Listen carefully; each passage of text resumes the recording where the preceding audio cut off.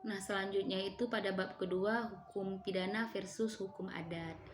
Nah, pada dasarnya ya, di Indonesia itu kalaupun tidak ada hukum yang berlaku baginya, pada masing-masing daerah masyarakat bangsa Indonesia itu sudah ada hukum adat yang termasuk di dalam mereka menjalankan eh, hukum di masyarakatnya. Nah, namun karena Indonesia menjadi bekas jajahan Belanda, jadi mengikuti paradigma hukum nasionalnya itu atau hukum positifnya itu yaitu ruh hukum Belanda atau civil law. Walaupun jika dilihat karakternya hukum masyarakat Indonesia itu lebih cocok mengikuti sistem hukum common law. Nah, walaupun dasarnya di Indonesia itu pada kaidah hukum positif itu tertulis, maka hukum tertulis yang diakui selama berabad-abad di tengah masyarakat Indonesia yaitu hukum Islam yang ada di dalam Al-Quran dan hadis pada dasarnya, karena mayoritas masyarakat Indonesia itu adalah mayoritas masyarakat Muslim. Atau dari sisi filosofi hukumnya, filosofi hukum adat yang berbunyi atau yang bersendi dengan syarak atau yang berasal dari kitab Allah, seperti itu. Nah, walaupun di Indonesia itu dalam konteksnya pada dasarnya masyarakat itu sudah hidup dengan sistem hukum adat yang berlaku di masyarakatnya itu sendiri. Misalnya kita dilihat Papua, di Sulawesi, di Aceh ya. Dan negara hidup dengan sistem hukum sendiri yang kadangkala terdapat pertentangan satu sama lainnya.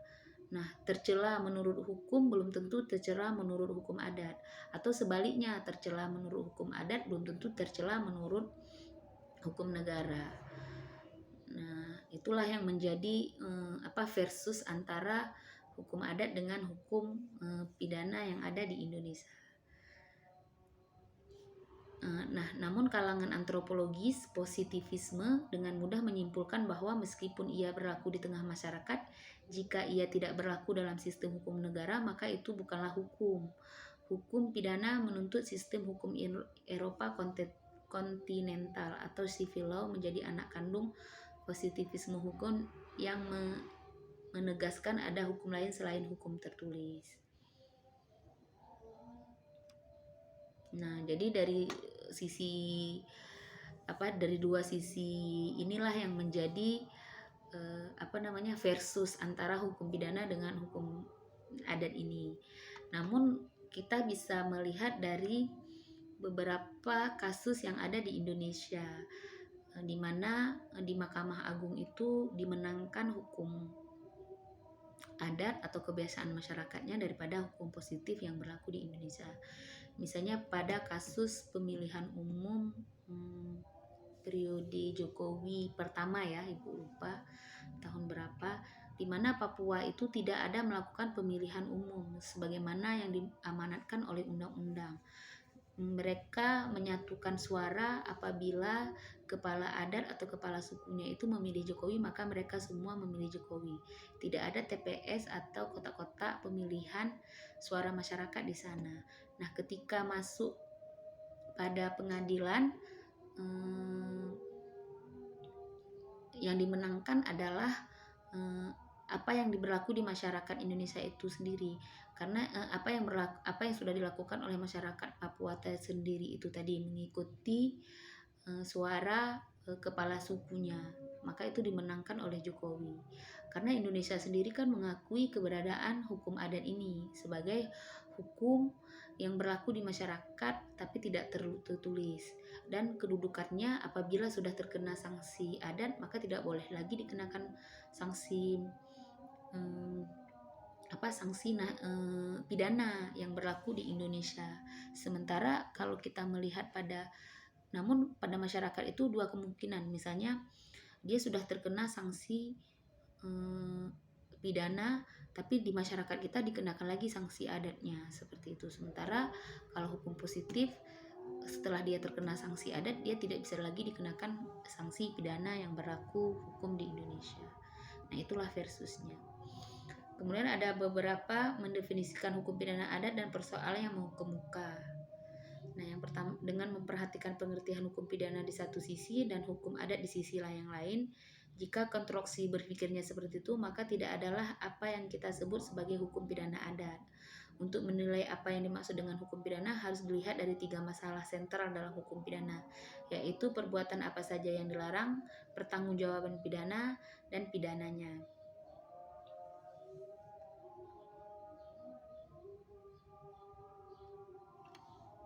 Nah, kalau dilihat dari pandangan Hilman Hadikusuma, berarti hukum pidana adat tidak dilihat dari perspektif hukum pidana, tetapi melihatnya dari perspektif hukum adat. Melihat hukum pidana adat dari perspektif hukum pidana hanya akan menghasilkan pemahaman hukum dari perspektif positivisme belaka. Hilman Hadikusuma menggunakan istilah hukum pidana adat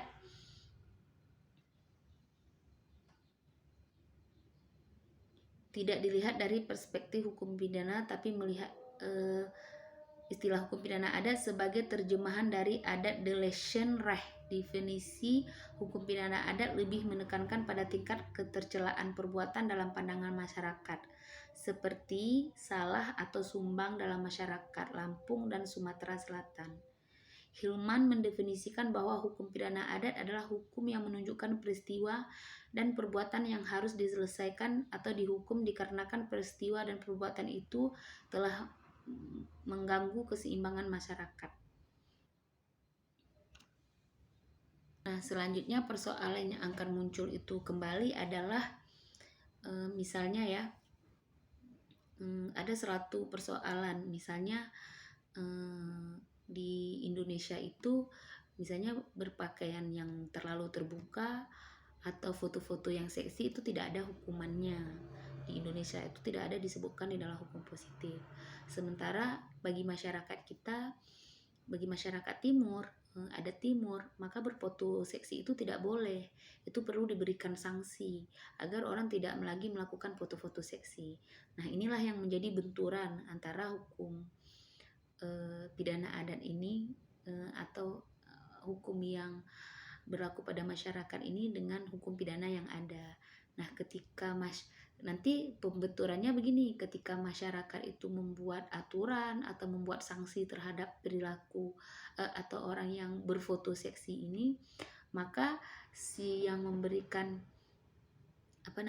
yang foto seksi ini juga bisa menuntut masyarakat yang memberikan sanksi terhadapnya, karena nanti di mana misalnya dia merasa tidak nyaman atas apa yang disangsikan masyarakat terhadapnya, sementara di dalam undang-undang itu kan tidak diatur. Nah, itulah yang menjadi keresahan antara hukum pidana ini dengan adat masyarakat bangsa Indonesia ya. Jadi seperti itu dia. Jadi ada dari hal itu maka ada beberapa gagasan tentang hukum pidana adat.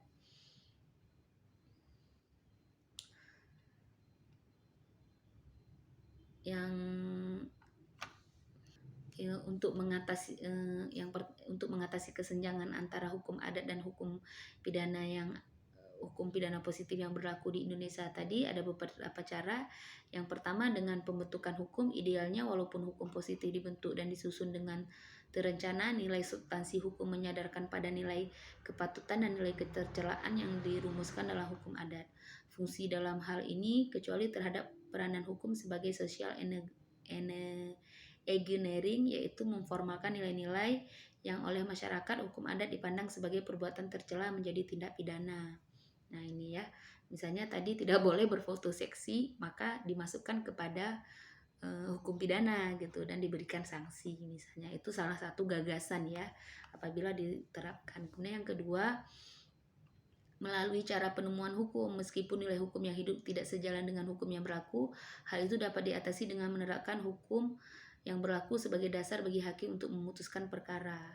Nah, jadi atau misalnya tidak ada hukumnya, tapi menjadi dasar bagi hakim untuk memutuskan perkara itu.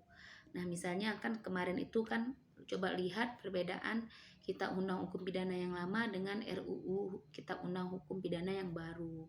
Di sana di dalam pidana yang lama tidak ada perzinahan ya, antara walaupun dia sama suka, kemudian tinggal satu rumah, belum ada ikatan perkawinan.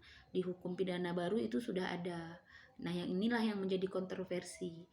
dibilang bahwa kok negara membatasi hak asasi manusia.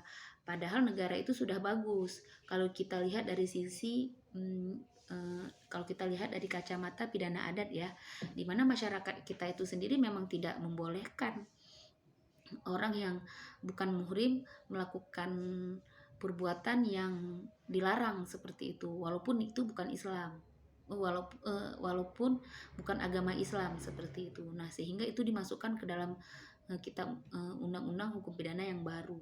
Kemudian yang kedua, tidak boleh tinggal satu rumah yang bukan mahram. Nah, di hukum pidana di kitab undang-undang hukum pidana yang lama itu tidak ada. Nah, di kitab undang-undang hukum pidana yang baru itu ada. Nah, itu menjadi kontroversi, padahal itu diambil dari kebiasaan masyarakat atau hukum pidana adat yang berlaku di masyarakat Indonesia. Nah, ini yang paling penting dipahami oleh para akademisi hukum. Jadi, ketika mengkritisi kebijakan pemerintah itu juga didasarkan pada apa yang berlaku di masyarakat itu sendiri. Nah, tidak boleh juga kita menyalahkan pemerintah bahwa itu adalah gagasan yang dikemukakan. Artinya kalau kita belajar filsafat hukum kan juga demikian. Apa yang menjadi norma kebiasaan masyarakat dan itu baik dan itu menjaga keseimbangan masyarakat, maka itu dibolehkan. Nah, apalagi perbuatan zina ini kan bisa merugikan ya, walaupun dia suka sama suka. Nah, demikian misalnya salah satu contohnya.